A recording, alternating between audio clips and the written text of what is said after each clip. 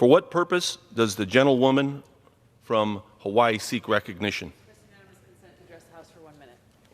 Without objection, the gentlewoman is recognized for 1 minute. Thank you, Mr. Speaker. Today in Yemen, there are millions of Yemeni people who are on the brink of death from famine, disease, lack of access to food and water, basic medicine and health care. Thousands of Yemeni civilians have died in this genocidal war being waged by Saudi Arabia with support from the United States. They've been living under the looming threat of death at a moment's notice. This must end. Not another day can go by with U.S. support for this genocidal war. Saudi Arabia is not our ally. They spend billions of dollars spreading the Wahhabi Salafist ideology that fuels terrorist organizations like ISIS and Al-Qaeda. They take the weapons that they get from the United States and provide them to Al-Qaeda. Enough is enough. Today, the Senate is taking an important vote, and I urge my colleagues in the Senate to hear the pleas of the Yemeni people who are begging for their lives. Vote today to end the unconstitutional U.S. support for Saudi Arabia's genocidal war in Yemen. I yield back. The gentlewoman yields back.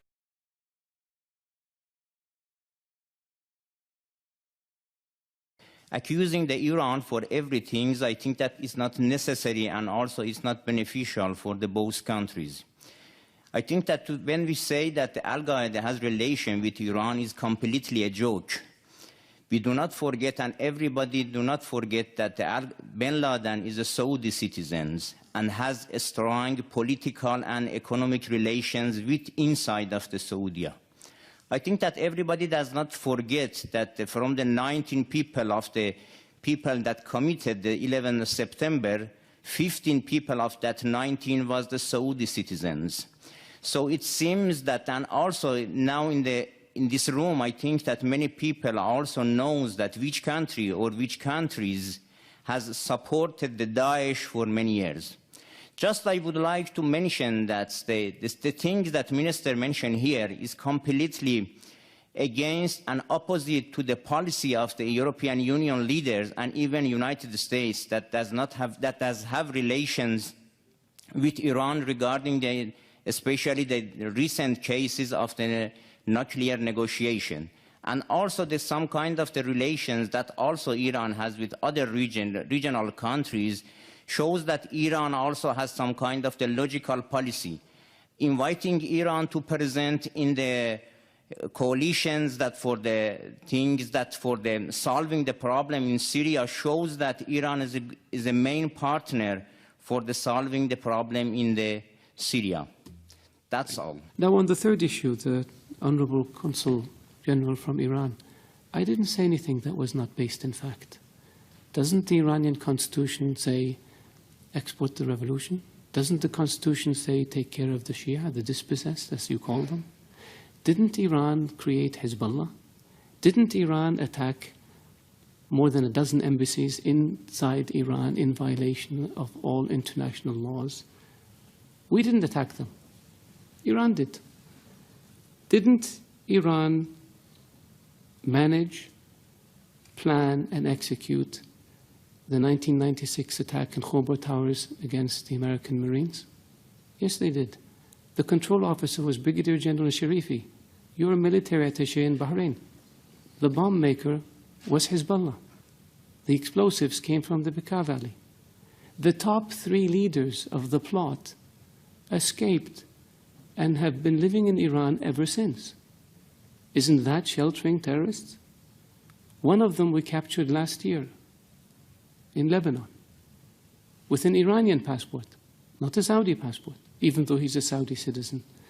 Isn't that aiding and abetting terrorists? We didn't make this up.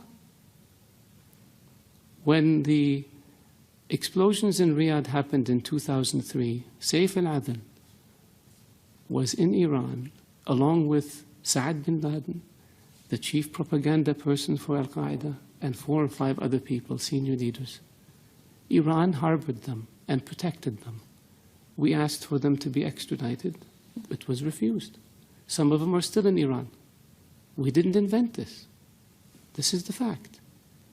The order to blow up 3 housing compounds in Riyadh in 2003 was made by Saif al-Adel, the chief of Al-Qaeda operations, while he was in Iran. We have the phone conversation on tape. We didn't make this up. Ronald Reagan used to say that facts are stubborn things. They are stubborn because we can't get around the fact. Hezbollah is a terrorist organization. Attacking embassies is very clear. They don't just blow themselves up. Somebody does it. Killing diplomats. Diplomats don't commit suicide by shooting themselves 3 times. Somebody's responsible. Iranian agents have been linked to terrorist attacks in Europe, to terrorist attacks in South America. We didn't make this up. This is the world. This is evidence. And so, yes, we wish and hope that Iran, a great nation, can be a great neighbor to us. But it takes 2 to tango. It takes a willingness to give up this expansionist, aggressive policies and return to international norms and behaviors if you want people to deal with you. And our hand is extended to Iran and has been for 35 years. But what we get in return are diplomats killed, embassies blown up, terrorists. We have Iranian agents captured in Saudi Arabia for plotting terrorist attacks. We stopped 4 shipments of weapons that Iran was trying to smuggle to the Houthis in Yemen. We have explosives that Iran tried to smuggle into Saudi Arabia, Bahrain, Kuwait. This is not fiction. And this is not child's play. This is aggressive behavior. This is unacceptable behavior. This is behavior that violates all norms of international behavior and international law. That's why Iran is designated as a state sponsor of terrorism, and that's why Iran is sanctioned for its support of terrorism, not by us, by the international community. So could it be that the whole world is wrong and Iran is right? Could it be that maybe international law that says peaceful relations and non-interference in the affairs of others is wrong, and Iran's approach of aggressively pursuing your objective, irrespective of how you do it, is correct? I don't think so. So if you want a Saudi official to not be critical of Iran, behave in a way that doesn't expose you to criticism.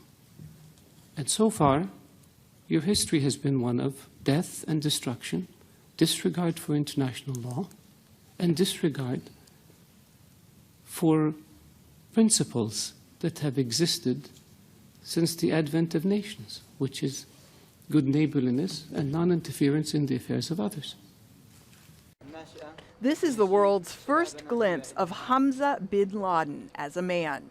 Now in his 20s, he's the son of the former Al-Qaeda leader Osama bin Laden, and believed to be a potential future leader of the armed group. Home videos, Osama's journal, and a list of his and his family's viewing habits are among the 470,000 files seized during the raid on bin Laden's Pakistan compound in 2011. He was killed by U.S. Navy SEALs. But what's also making headlines in the U.S. are revelations about Al-Qaeda links to Iran. It's alleged Iran offered Al-Qaeda money, weapons, and training to hit American targets in the Gulf. Iran denies that and points out that it imprisoned bin Laden's family and other Al-Qaeda members. This is already a precarious moment for Iran-U.S. relations. President Donald Trump is hoping to scuttle a nuclear deal negotiated by the Obama administration and 5 countries. The Iranian dictatorship's aggression continues to this day. The regime remains the world's leading state sponsor of terrorism and provides assistance to Al-Qaeda, the Taliban, Hezbollah, Hamas, and other terrorist networks. The CIA release of Al-Qaeda documents also comes as ISIL is in retreat. There's speculation Al-Qaeda is hoping to capitalize on the group's weakened state. Natasha Ghanem, Al Jazeera.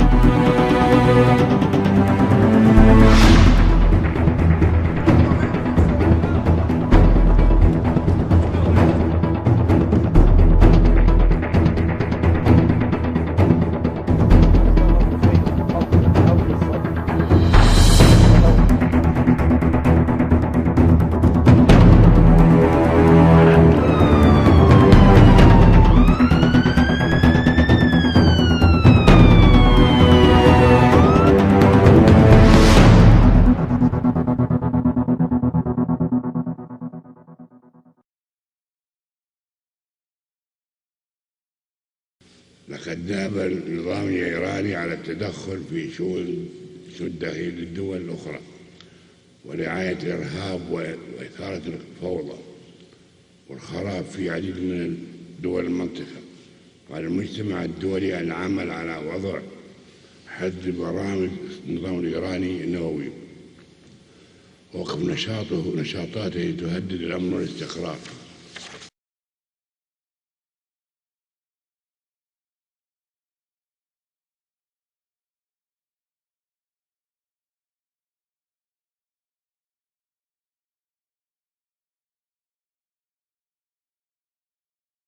Okay. Yeah, I think a couple of things. There are no ports that are blockaded.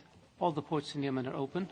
We have increased the capacity at Yemeni ports, and we're working on increasing the capacities further, including at Hodeidah. So that's not correct. There are no roads that are being blockaded by the coalition. Quite the contrary. It is the Houthis who steal humanitarian assistance. In the first half of 2017, they stole more than 400 shipments, the Houthis, and I didn't see anyone complaining about that.